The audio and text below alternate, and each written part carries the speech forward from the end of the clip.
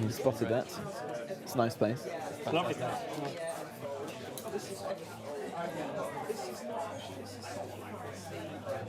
Thank you. I also realised the other day we went to the same college. Ah. What years were you there? 20 years. 2008 till 11. 2000? 8 till 11. Glory years. Okay, yeah. I was there 2000, 2003. Great years. Times. West Streeting, All the Thriller. greats. Main contemporaries showed in Westlake. Oh, really? That was the big cheese in my day. Yeah. I thought, we'll never see that guy again. It's like, never. Not being up since then. Anushka, from ITV News. Oh, right, She was yeah. my college mum. Nice. She was lovely. Oh, no, well, Mehdi Hassan says subject safeguard me. Richard Okay. Bergen was my. Oh, wow. He was in the room next door to me. He hasn't changed. Ladies one and bit. gentlemen, thank you very much for joining us, especially at short notice for the publication of our latest and one of our most interesting and important and potentially controversial reports at the CPS, which, as Politico said, was the somewhat unoriginally titled "Taking Back Control." I'm really pleased to be joined by the three authors of the report: Carl Williams, our research director; Neil O'Brien, former minister; and Robert Jenrick, another former minister, in particular a former immigration minister. The format of today is Carl is going to make a short presentation on the contents of the report. Apparently you're going to get all 107 pages, but no, just the highlights. And then Rob and Neil will give some remarks, and then we'll open it up to questions. So with no further ado, Carl. So I'm not going to go through the whole report. I think my role this morning is to set the scene and really show why this is so timely and so important. So I'm going to be focusing on Chapter 1, the big picture.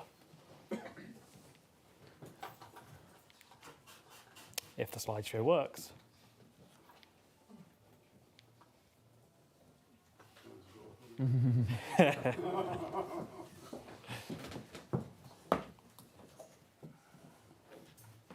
Lovely. Thank you, Vincent. There we go. So I think it's important to start with a bit of historical context for this. It's very easy to get lost in the minutiae of the migration debate. But for most of its history, for the last few centuries, Britain has been a country of net emigration, not net immigration. And that has only really changed dramatically in the last 25 years. Before 1997, that 25 years up until then, cumulative net migration was 68,000 people. In the 25 years after Tony Blair's election, it was 5.9 million people. So a complete paradigm shift. And yet we have now, seemingly in the last few years, entered a completely new phase in Britain's migration story.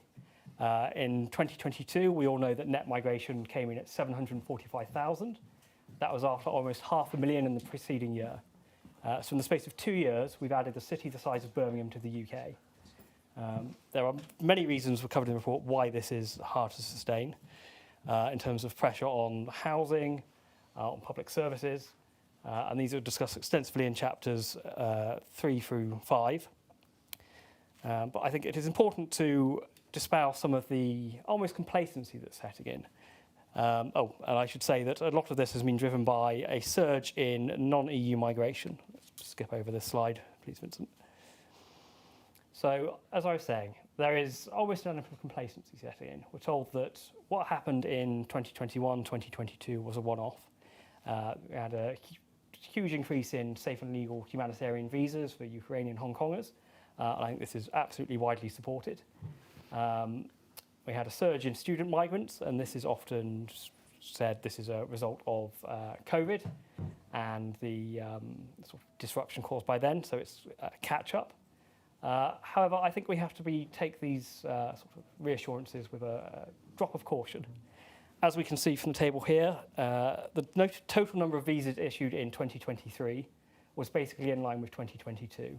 So that suggests at least that inward migration is going to be of the same order of magnitude. We can't be sure of emigration yet, but a lot of the data shows that emigration is lower than it has been historically, particularly among students. We're facing a different nexus of incentives. More people are staying for longer, moving into various forms of typically lower wage work, and staying over the long term. And what's particularly interesting here is that although there's been a big decline in visas going to Ukrainians and Hong Kongers, the other visa routes have continued to show growth up until the end of last year. And this points to a fundamental weakness in our immigration system, that we can't really control demand at all. And we live in a world where there's 900 million people who would, given the chance, move to another country. And 36 million of those people would put the UK as their first choice. So the only thing we can do, in theory, is control the supply of visas we issue. And notionally, we have a points-based system, but of course, lots of the bits of the system don't have any form of points applied, including student visas. And if someone does accumulate enough points, they will essentially automatically get a visa. So if there's external factors causing a surge in demand for UK migration, that will happen. So we should also be cautious about the numbers we're told net migration will fall back to, which, although lower than where we've seen in the last few years, even if this transpires, will still be at absolute historical highs. The OBR and the ONS both expect long-term net migration to settle at 315,000 per annum in the long term. That's 30% higher than the 2010 to 2019 average.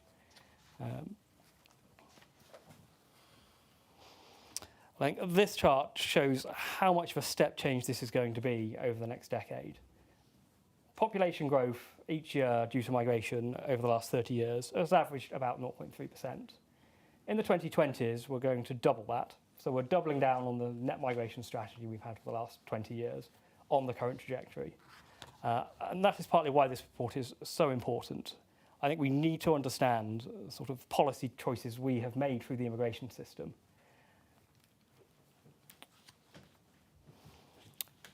So one facet of the immigration debate that sometimes causes an element of confusion is how distributed migration and its effects are. And in our view, this is partly why some people see migration as being sort of a massive feature of their lives and rapidly changing things, and for other people, there's almost no change. In 120 local districts in England and Wales, less than 5% of the population who arrived in the last 20 years. But there are 30 districts where over 25% of the population has arrived in the last 20 years. And some parts of the country where that's as high as 40%. So we see parts of the country with very, very rapid churn and parts of the country with fairly low levels of churn. And similarly, we can see this reflected in the distribution of languages in schools. And you can see the clustering in London and some of the other big cities and a few coastal areas such as Boston. So an incredible rate of change in a very short space of time. And sometimes it takes Westminster a long time to catch up with the facts on the ground.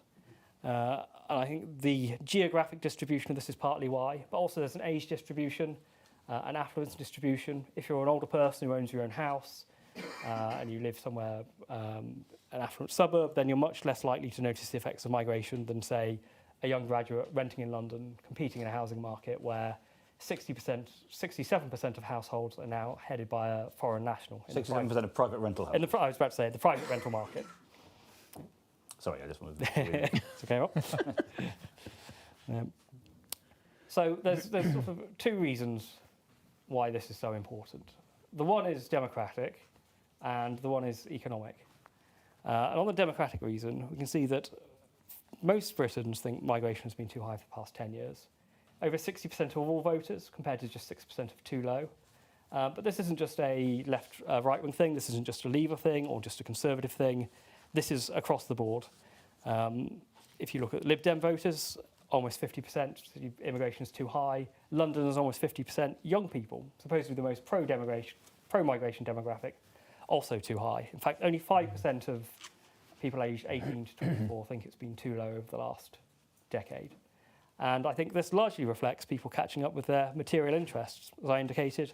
If you're a young person, one of your key cost of living pressures is rent, and you will be at the forefront of the effects of supply and demand on the housing market, and part of that is migration.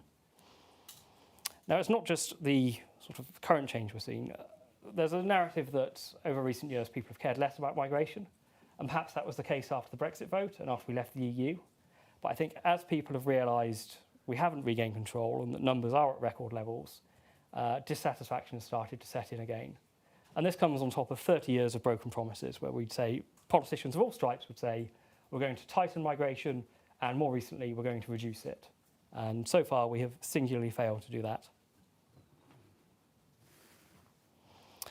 So moving on from the big picture stuff about the pure numbers of migration, a lot of the paper is looking at the economic and fiscal dimensions of migration, how that affects life in the UK, what it does for living standards, what it does for growth. And while migration can clearly bring some economic benefits, a lot of pro-migration voices have said migration is not just necessary, it's going to be great for the economy, great for the country. But that really is not showing up in the GDP per capita data, in living standards. The sort of modern era of mass migration post-1997 has coincided with, A, the longest period of productivity slowdown since the onset of the Industrial Revolution, and B, a trendline GDP per capita growth rate, which is half what it was in the 50 years before Tony Blair came to power.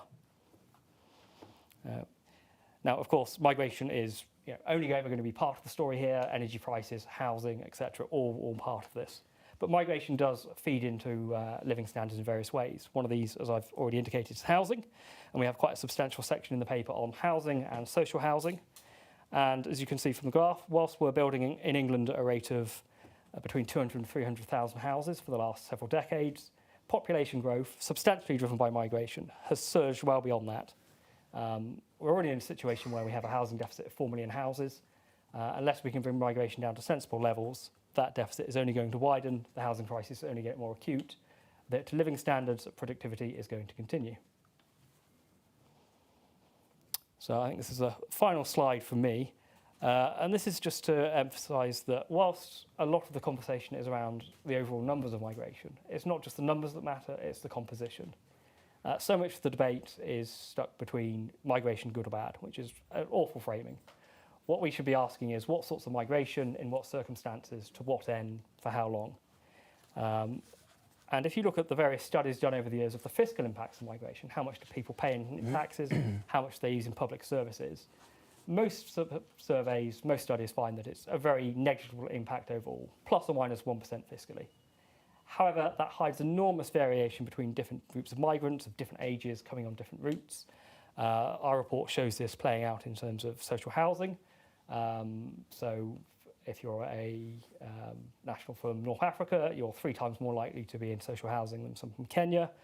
If you're from Turkey, you're twice as likely to be economically inactive as someone born in the UK. If you're a Spanish migrant, you're going to be earning 40% more than an average Bangladeshi migrant, but 35% less than a French or American migrant. So there is a huge amount of variation. And at the moment, we don't have a migration system that really takes that into account and finds a way to make the distribution so it maximally favours the net contributors, maximally favours the sort of economically advantageous forms of migration. And instead is both unselective and largely under-controlled on numbers. And to talk through some of the implications of that and some of the solutions to that, we have the report's other authors, Robert Jenrig and Neil O'Brien.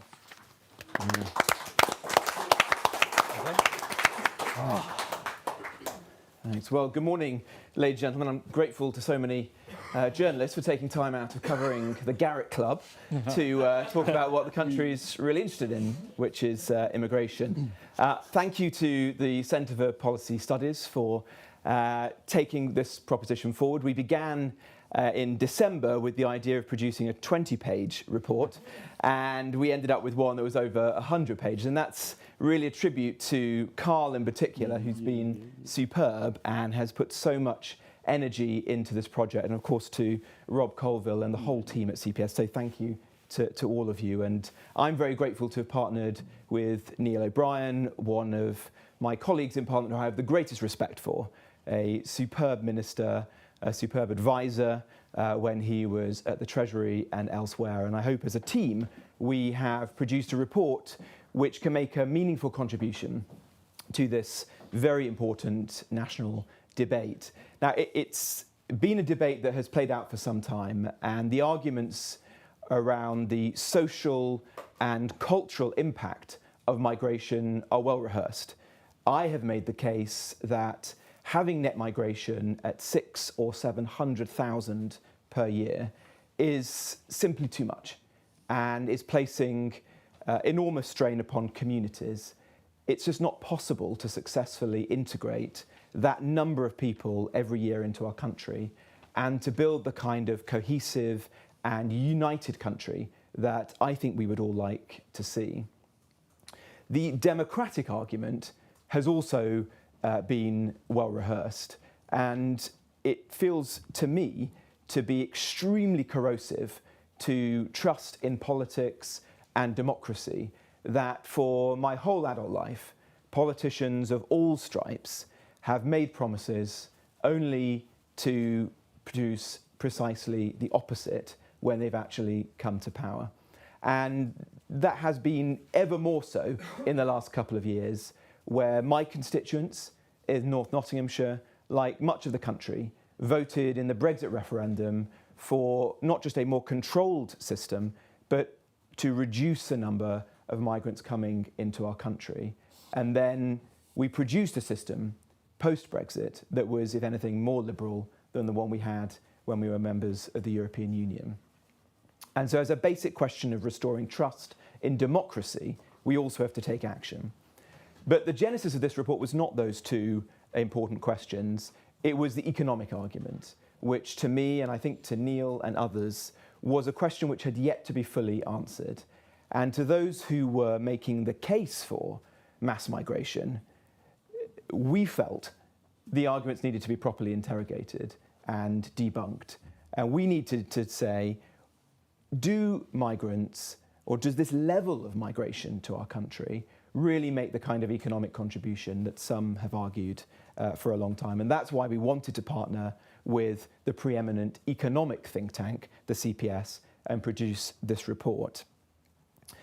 It makes a number of recommendations, 36 in total, and they're all good in different ways. But I want to just draw your attention to the three central ones that we have recommended. Firstly, we've said that at the heart of our immigration system should be a cap, or a set of caps. And we've said that for a number of reasons, but above all, it is that in my experience, having been at the Home Office, a cap or a set of caps is the only way in which we can ensure that we really do meet our commitments and bring net migration down to the tens of thousands. If we don't do that, we will never be able to look the British public in the eye and be certain that we'll be able to make good on our promises. Of course, we can design a system better than it's been designed in the past. We can design a highly selective system whereby visas are issued to the right people who will make the greatest contribution to our country. But the democratic lock of having a cap ensures that we get the result that we're actually setting out to, and we can begin to restore trust. Secondly, that the device by which we do this should be a migration budget. And we say this for a couple of reasons. Firstly, that we think this issue is as important to the voters as the economy, and so it should be treated in exactly the same way. Just as the Chancellor would stand up once or twice a year and deliver a budget, so the Home Secretary should be standing up once or twice a year and delivering a migration budget. And this would ensure that there are proper forecasts, where there is real scrutiny of the impact that migration has on the housing stock, on public services, and so on, and that members of Parliament ultimately have to be accountable for the decisions that they and the government take to the electorate by way of having a set of resolutions that are voted upon in a migration budget. And lastly, we've said that the Home Office itself just isn't working. And this is a view I think that the public share, and they see this every week when there are issues posed by the performance of the Home Office. And we say that the time now really is ripe for us to take action. And so we believe that the Home Office should be split up into two separate departments, one which is a department of policing and national security, and one which is of border security and immigration control. And so important is the issue of immigration that the public deserve to have someone in the cabinet directly responsible for this issue and a department that begins afresh and it tries to create the structure and the culture that's necessary to create the kind of robust and fair immigration system that we want and we believe that the country wants as well. Lastly, I'd just say this. Nothing in this report is about suggesting that there shouldn't be migration to our country. Our country has been one where we've had migration since its beginning. And many migrants make a significant contribution to our country, its way of life, and its economy. But what we haven't had, not just in recent years, but in fact for hundreds of years, is a proper underpinning philosophy as to how we run our migration system. And we believe that philosophy should be that we want the UK to be the grammar school of the world.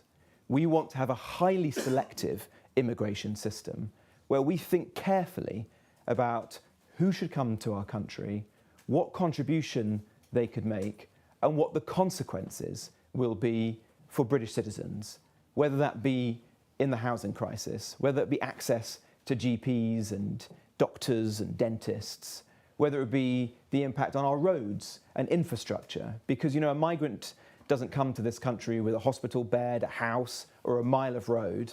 And those things need to be thought through as part of a proper, coherent plan for migration.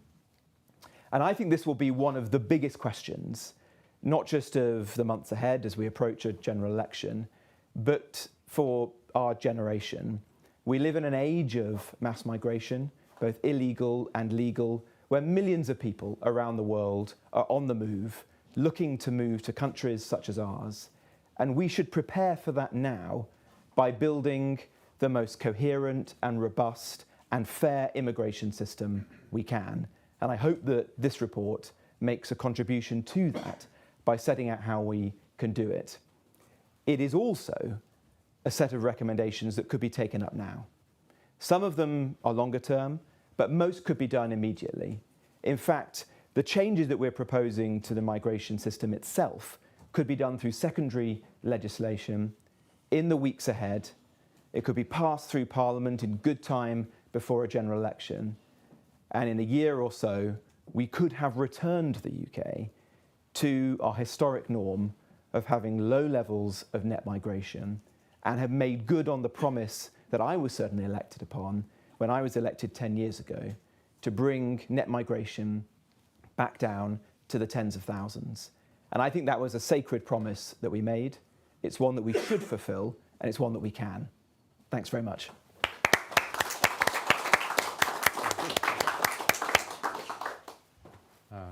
Thank you very much. And let me also begin by thanking Carl and Robert and Emma and everybody at the CPS for doing such a brilliant job of bringing this report together. I must say that think tanks have changed a lot in the 20 years since I was a young think tank. Here we are in this wonderfully appointed wood-panelled room, the champagne bottles, the seductive chaise longue and so on. When I was a lad in the think tank world, all you needed was a couple of 21-year-olds, an internet connection, and some incredibly unpopular ideas, and that's all you needed. This is, I think, a timely report. It's wonderful to be working with it on with Robert as well. We worked together in government. Indeed, one of the things we did together when I was a health minister and he was an immigration minister was to overcome a lot of official inertia and other inertia to increase the immigration health surcharge so we could put that money into the NHS. And although I was desperately sad to see Robert leave government, I also have a huge amount of respect for his integrity and his principled stance on these issues. So this report does two things really. It sets out both a high-level architecture of what we think migration policy should be about, but also starts to fill in the detail with some of the specific changes that we could make to try and change the trajectory that we've been on. You don't have to be particularly sceptical about migration to think that the levels that we've had over recent years are just far, far, far too high. They're historically unprecedented. And you are not criticising migrants or people who come to this country by saying that we need a different approach to migration policy. People have come here for all kinds of different reasons. I've had a Ukrainian family living in my house for 6 months, and they had to be here, and we were right to take them in. But at the moment, we are not running a policy that properly is in the long-term interests of the country.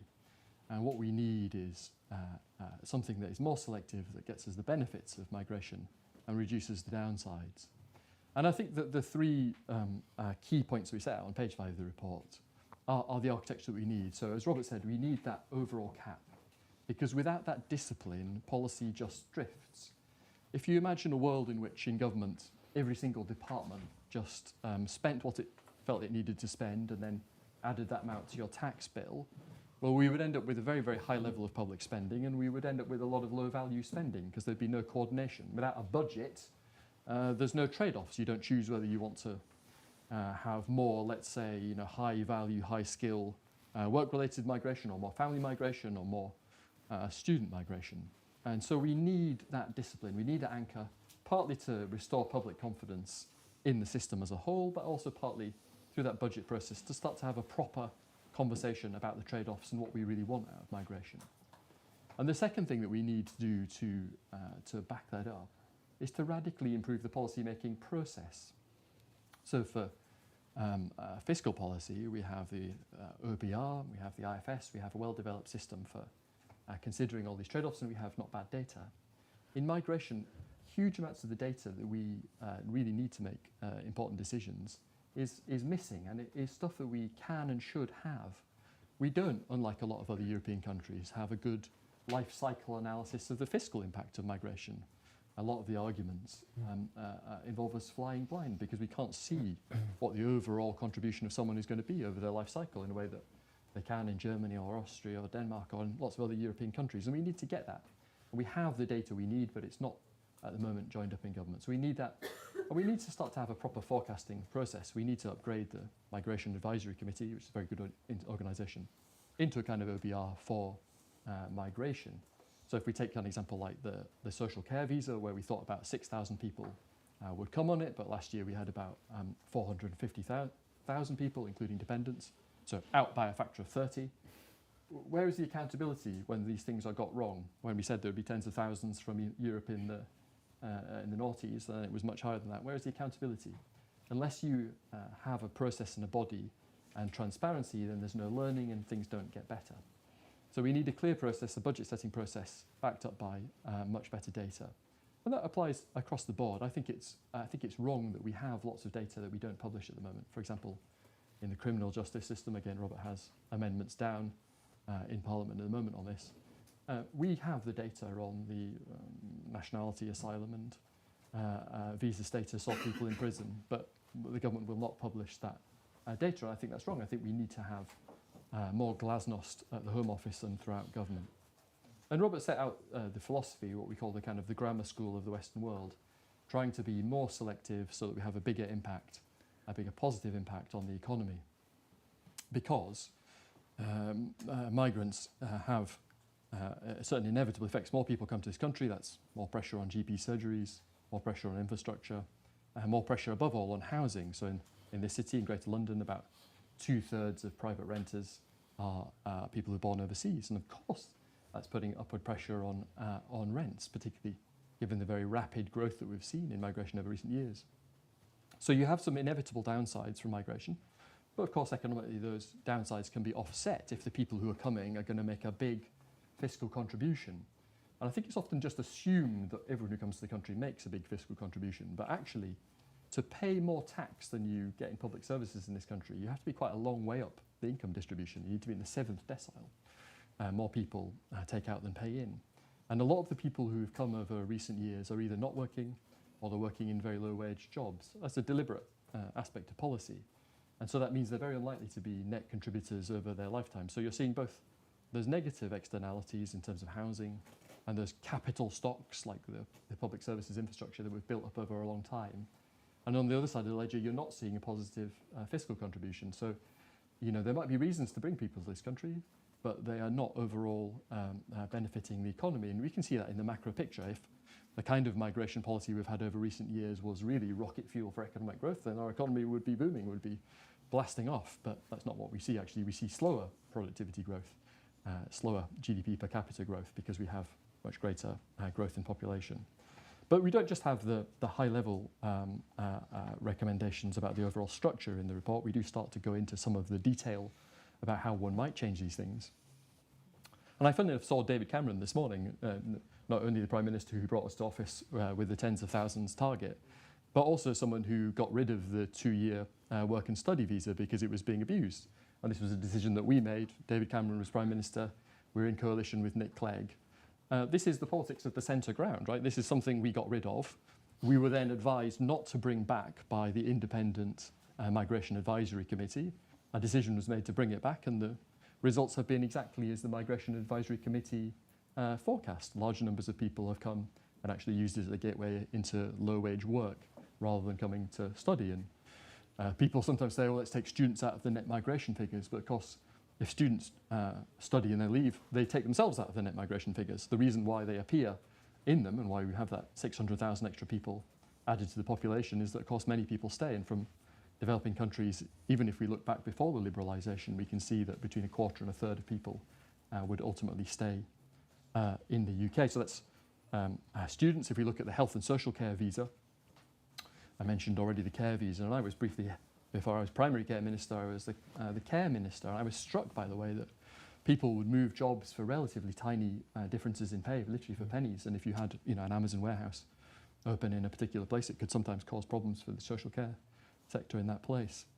And ultimately, this policy of having very, very large numbers of people, particularly very large numbers of adult and child dependents coming with them, to try and relieve the pressure on the social care system is a piece of, I would say, pure Treasury short-termism, because what you're doing is bringing in people who are extremely unlikely to be net fiscal contributors over the long term. If you come age 50, you work on the minimum wage, you then retire and have all the care costs of being old here and your state pension, you're very unlikely to be a net contributor fiscally.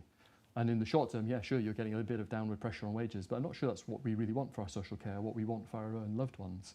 And so it seems to me that a sensible investment in the long term is to pay people properly in social care, and we're very upfront about that point, with fiscal benefits in the long term as well as benefits for the care system.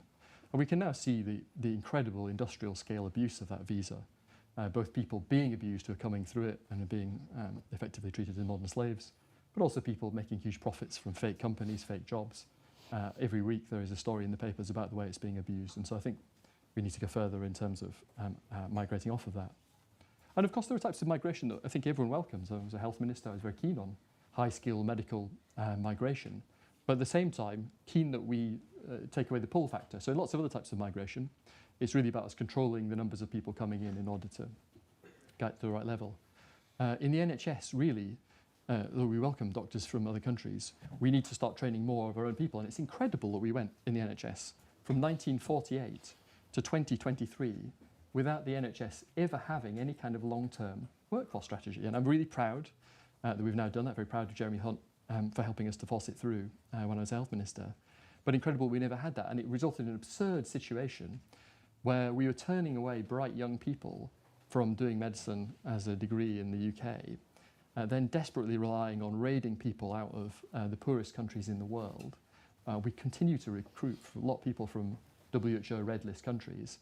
So we're simultaneously doing down the economic chances of young people in Britain, because we can see that the value added from a medical degree from the LEO data is pretty much higher than any other type of degree you might do, while raiding desperately poor countries. And so I was a medical student a long time ago. As much, many people got turned away from being a medical student who wanted to do it and could do it. And at the same time, on the other side of the world, my wife is also a doctor, went to do a health camp in Nepal and see the desperate situation there. And we are taking lots of people away from them, and that cannot be right. And so we talk in the report about how we can accelerate that long-term workforce plan for the NHS to stop that pull factor. So you can see that in each of these different areas, the arguments are different and the solutions are different. We talk a bit about family migration, and there one of the biggest factors is about stopping the ability of people to get around the salary caps by pooling temporarily cash within particular groups of people, which is one of the reasons why family migration produces a significant share of net migration, but at the same time, a group of people who tend to be economically having the least positive impact. And so, as well as that big picture, as well as the overall architecture, we start to fill in some of the detail of how we would go about bringing these numbers down.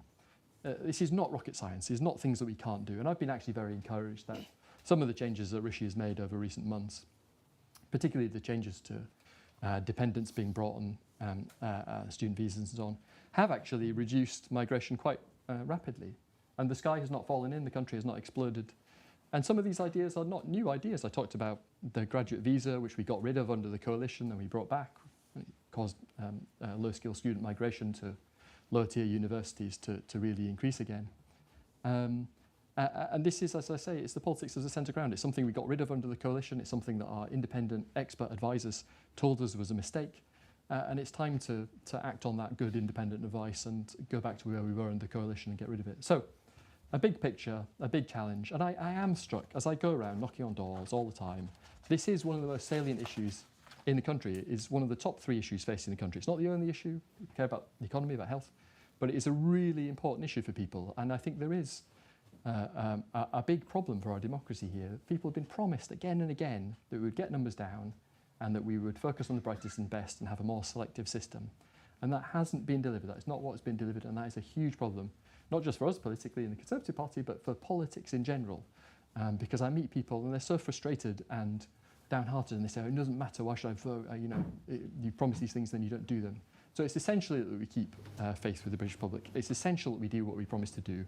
It would be good for the economy, it would be good for our society. It can be done because we've shown it can be done. We have the blueprint here, so now it's simply time to get on with it. Thank you very much.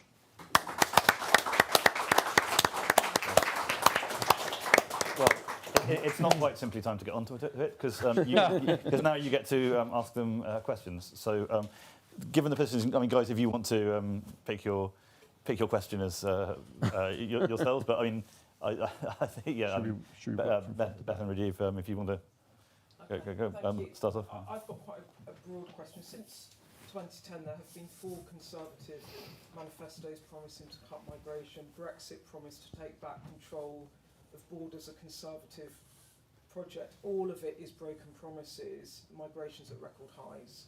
2,000 boat crossings since the Rwanda bill was passed.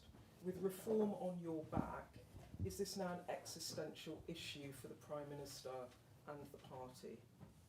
Do you want to go first, or shall I? Let me say a few words on it. I think it's a really important issue for the party, but more importantly for the country. Our interest in this issue is not purely partisan. It's because this matters to the country, and we think that if we take the steps outlined in this report, we can make the country a richer, fairer place. You're right to say that the public are angry and frustrated. I sympathise and share those concerns. That is why we have to be honest. We have to set out the trade-offs that are involved, which I think we do in the report, and we've got to take action. And it's only by taking action that we can begin to rebuild trust with the electorate. I do think that we are in a different place to the one which we were in under David Cameron and Theresa May as Home Secretary, because the great reform was leaving the European Union. For the first time in my lifetime, we now have control of the levers of legal migration in a way which they simply did not. And so we have the ability to effect change.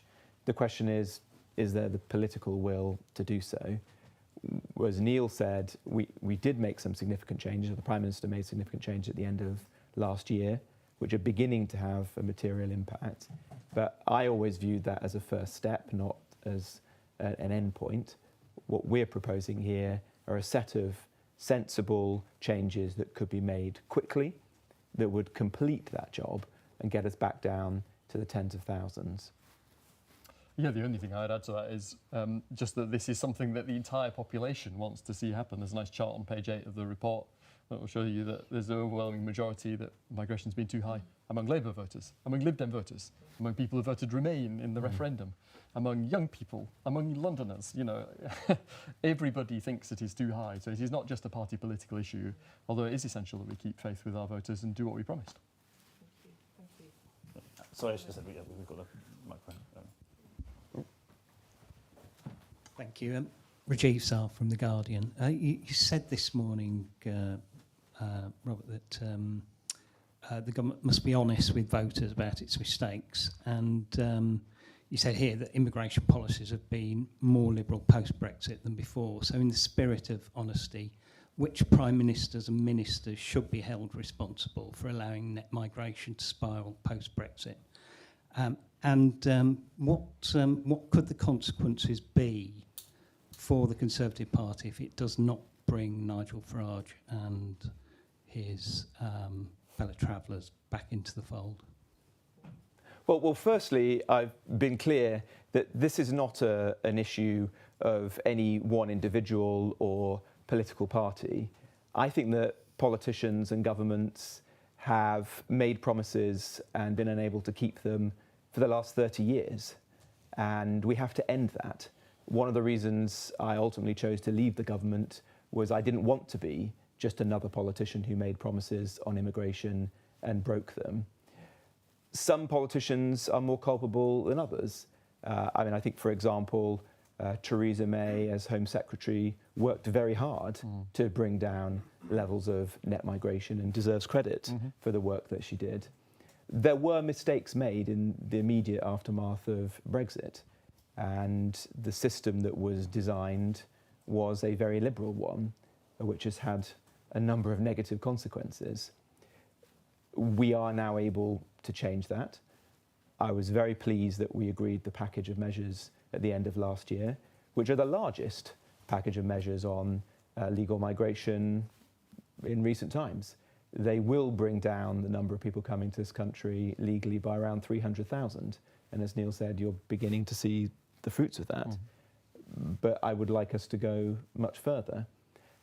The other point to make is that the report is not just about changes that can be made in an ad hoc fashion here and now. It's about thinking much more deeply about how we operate our immigration system in the future so that we never get into this situation again, and building an architecture around it whereby there are proper forecasts by a well-resourced organisation like the Migration Advisory Committee, where we have open data so that journalists and members of the public can scrutinise how the system is operating. And it's about having the device of a migration budget where there is proper accountability for ministers, for individual members of Parliament, and where the incentives are put in the right place. Having sat around the cabinet table, it is not a well-designed system where only the Home Secretary has a direct incentive to bring down net migration or to grapple with the trade-offs that are required to manage the immigration system. And every other member of cabinet has the opposite incentive, which is to find the easiest route to manage our education system, our health service, our farming and agricultural sector, and so on.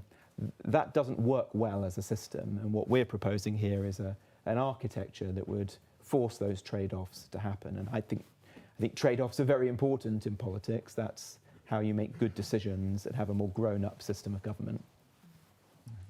Okay, just if we can, the lady there, and then Will, and then our friend from the Wall Street Journal.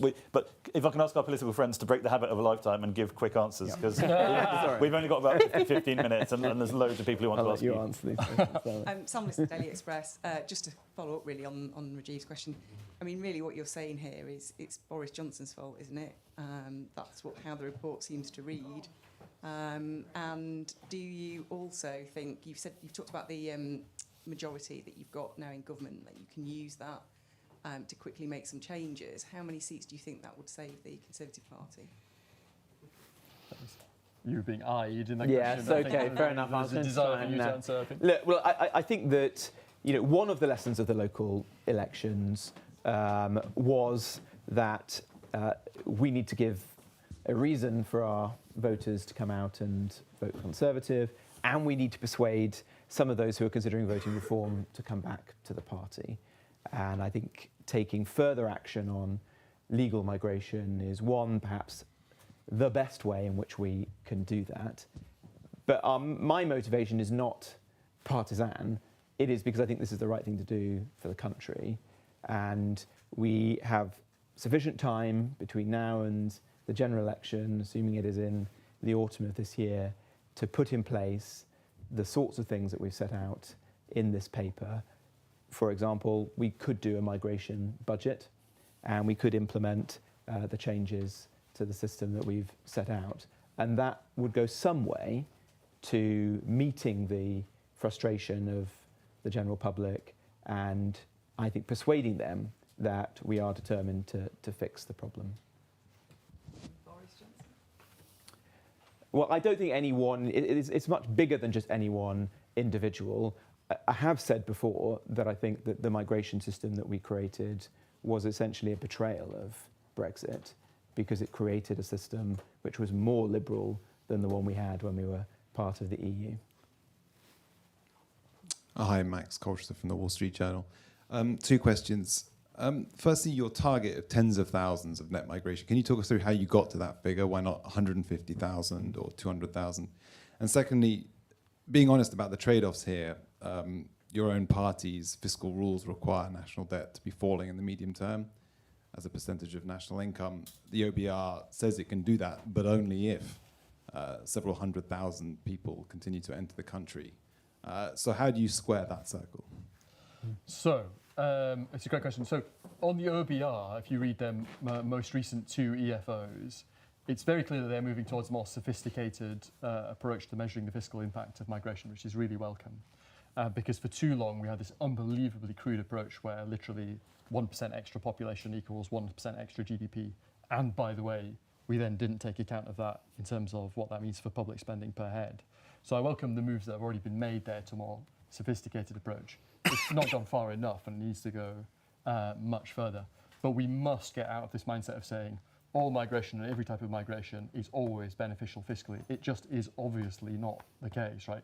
And we've talked here about how we can improve the data we've got, but you don't need to have amazing data to see that the current mix has in it a lot of people who are not net fiscal contributors, they're net fiscal recipients.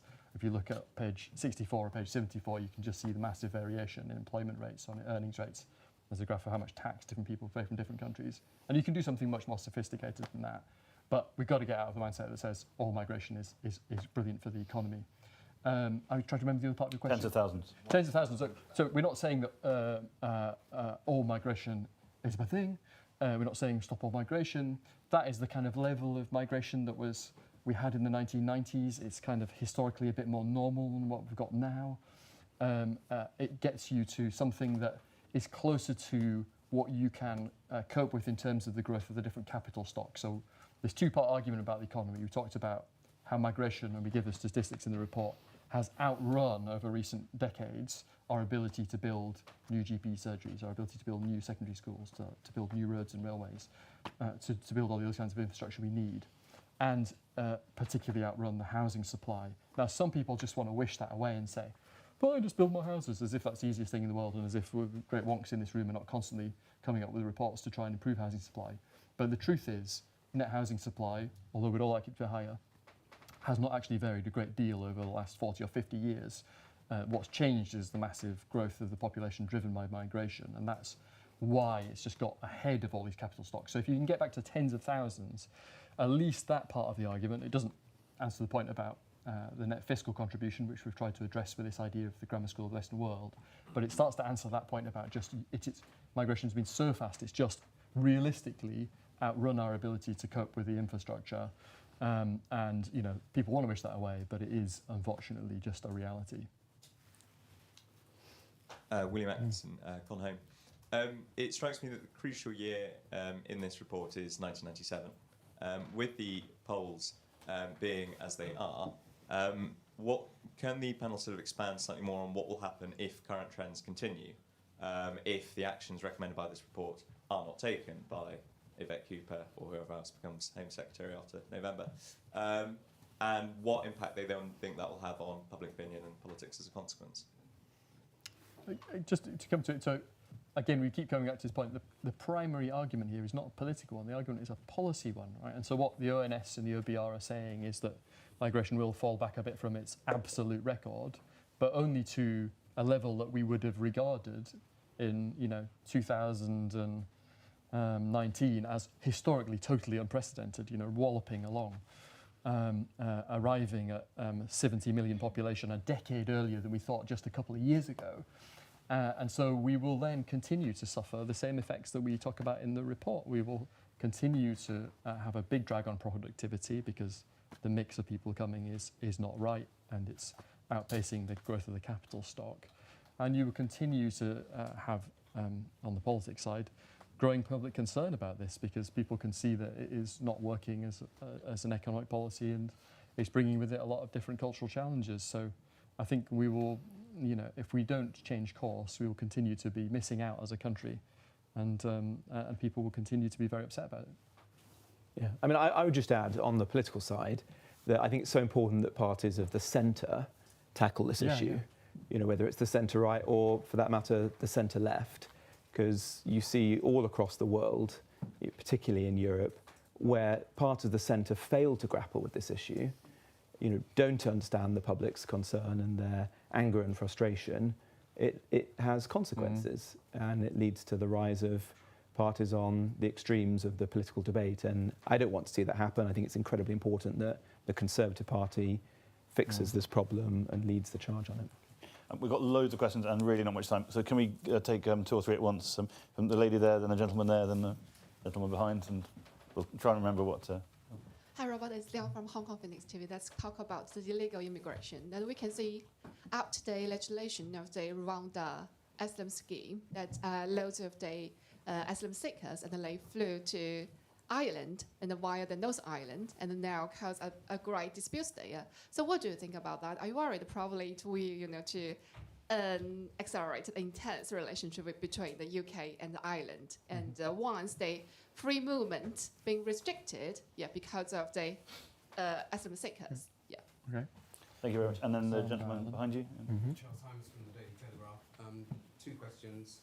One is, do you agree with Rishi Sunak's assessment that you're heading for a hung parliament, or is it going to be worse than that? And then secondly, if you're going to improve the Tories' fortunes, can you, in 3 or 4 bullet points, identify 3 or 4 policies that you would like to see introduced? Well, I think that's enough to start answering. Well, sure, again. So, welcome from Hong Kong media. I actually met with the Prime Minister and the Foreign Secretary this morning, actually, to talk about issues to do with China, because I'm one of the MPs who is sanctioned by China. And a whole group of us were sanctioned 3 years ago. And to mark that anniversary, we were discussing our policy relating to China. And of course, the human rights situation in Hong Kong is one of the things that we inevitably discussed, and the detention of people who are British nationals like Jimmy Lai. Other than that, I think that we were right to do what we did in terms of the BNO regime and the support for people with a connection to Britain there. On your specific point about illegal immigration, which is not the main focus of this report, and what's happening in Ireland, I think it's very striking that the Irish political system is now completely changing its tune in relation to this. We've seen measures to declare that the UK is a safe country, and people are now experiencing the same kind of pressures that we are experiencing on a daily basis. I mean, for what it's worth, this is a shared challenge that lots of countries in Europe are experiencing. We're experiencing it particularly acutely because of the English language and the nature of the UK. But it does show that even in its current form, and I think both of us believe it should be strengthened, the Rwanda legislation is doing some good and starting to make people think about not coming illegally to the UK. So from my point of view, it's the start of a potentially positive conversation with our European friends and our friends in Ireland in particular. But Robert's more expert on this than I am. So you get the hospital pass of Charles's questions. Well, look, I think that being in office is a privilege. There's still time before the general election to do good and to demonstrate to our voters that we have energy and ideas. That's been the focus of the work that I've been doing. We've set out here something that could be done in the months ahead. There's absolutely nothing to stop the government creating the first migration budget and making the changes that we've recommended in this report. There are other things that I've suggested entirely separate to this that we could do in the time remaining. I've suggested we could build more houses by bringing back the nutrient neutrality bill that our colleague Michael Gove has written and would free up 100,000 new homes and create thousands of jobs. I think we should take a stronger line on crime. That means building more prisons and launching a prison building programme so that hyper-prolific offenders end up in jail. which I think the public would respond well to, although obviously will take some time to do. And I think there's probably more that we can do on net zero to show pragmatism there and meet the public's understandable concern about the pace of our net zero commitments. But I think that the key thing is not to be fatalistic and to use every day in office to do things which demonstrate that we understand the public's concerns and we still got the energy and drive to govern the country.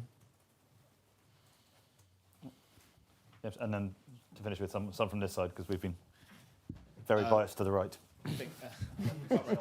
James Price, Recovering SPAD Relapse think tanker. Just a quick question on terms of government departments and other public bodies. How forthcoming, how open, how transparent are they with the kinds of data that would make more reports like this easy in terms of nationalities of people? You mentioned in the report about people from Spain being more active than others economically and less than French Americans, so on and so forth. Have you found that there's been difficulty or intransigence in getting bits of data out of these organisations because of fears of people interpreting this as being mean and nasty? Absolutely, it's a massive problem. And so even the most basic questions like how many people are in this country from different nationalities are questions we cannot currently answer, which is a terrible place to be. And there are reasons for that. The lack of a common currency for measuring individuals and matched data IDs between government data sets is one of the problems. But there is also data that we hold that could be published and should be published. So it's ludicrous that some of the charts in this report, like how much people from different nationalities earn, we had to get via Freedom of Information requests because they're not routinely published. And there's bits of data that I mentioned when I spoke, particularly the Ministry of Justice and Home Office, about the criminal justice system, which we hold and we are not publishing. Right? And there's not a good reason for us not to publish that. And it'd be very interesting to see what would happen if it was pushed to the Information Commissioner. So I cannot understate the importance of a more transparent system and glasnost across the board in this, because it will improve the public debate. I think the public debate through all these FOIs and so on has already been improved. We have got more granular debate than we did even 2 years ago, but we need to take that much further. And we need to start joining up the data we've got so that we can have a better sense of what is the moves that are going to be in our economic interest, in exactly the same way that most other European countries are now doing. There's a page in the report where Carl and Neil go through the various excuses they got for FOI requests and parliamentary questions, which is... And just to finish on, the government has a golden opportunity to show that it's interested in that, because Neil and I have laid an amendment to the Criminal Justice Bill that's coming back next week, which would ask the government to begin publishing regular data on crimes by nationality. And that's just one example of the sort of data set that we should be publishing as a country. That's done by a number of other countries, like Denmark, for example. It's very interesting. There it shows that some nationalities are far more likely to commit violent crime than others. Actually, some are more law-abiding than Danes. So you can read it both ways, but it would be a way of beginning to get more data into the public domain. And I guess two questions from this. Great, thank you so much for speaking. That was very, very interesting. I had a question about students and international students in particular. You touched on it very briefly. I wanted to get your thoughts on sort of your recommendations and the impact that will have on universities in particular and higher education institutions, particularly as they're facing significant financial pressure at the moment. I know that the dependent decrease actually had quite an impact on students coming over and it's sort of crippling right now. So let me take... So just and the next question as well. Just. Oh yeah, sorry. So first of all, I think this report's very overdue. I think it's going to be broadly very well welcomed across all groups, as you've demonstrated yourself. So well done. And then my question is really on, Robert mentioned a number of SIs that could be made immediately. I wondered whether you could give some examples of that. Should we do the SI point first? And I'll come to Yeah. the students? Well, I mean, one of the beauties of our immigration system is that it rarely requires primary legislation to make changes. Immigration rules are updated regularly through statutory instruments. And so most of the things we suggest in this report could be done in that way, which means that if there's the political will, the government could produce these in a matter of weeks, lay them before Parliament, and within months this would be set in motion. And so although the public would take some convincing, they would at least know that change is on its way.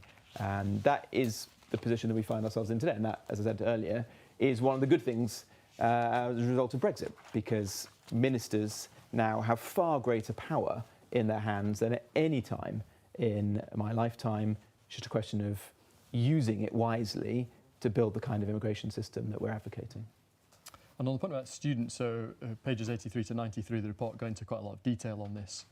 And what we've seen with the graduate route, under which, this is the thing we got rid of under the coalition and then brought back a few years ago, what you see is that because you can then come and work with no caveats or strings or any of the normal controls or earnings requirements that people would come if they were coming for work, you can effectively come, do a one-year master's, pay $5,000 for that, and then you've got the right to work in the UK at any level for 2 years. So the Migration Advisory Committee point out, even if you're working, you and a dependent come on that, you pay $5,000 for your short master's, you can earn even on the minimum wage £115,000 in that time. And so what it's effectively done is create a kind of disguised work route. It's, as the Migration Advisory Committee warned us would happen, and has happened before when this existed, it gives people a way into the country getting around all those rules that we have to make migration more selective, the salary requirements and so on that we have there to try and make sure that immigration is beneficial. But you can go around all that through the university sector.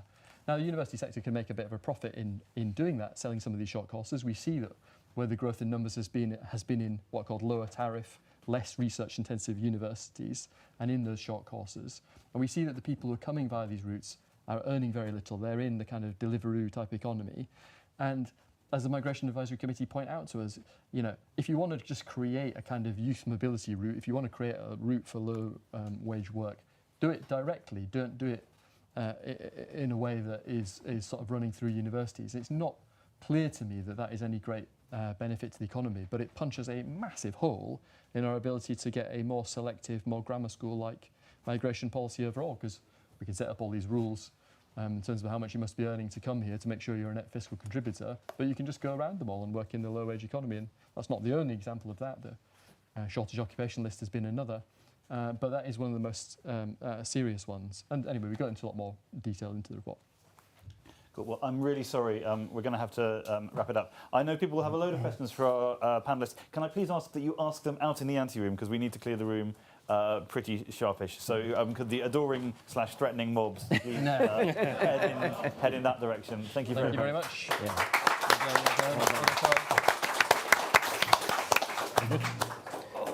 Very good. Well done. Yeah. All right.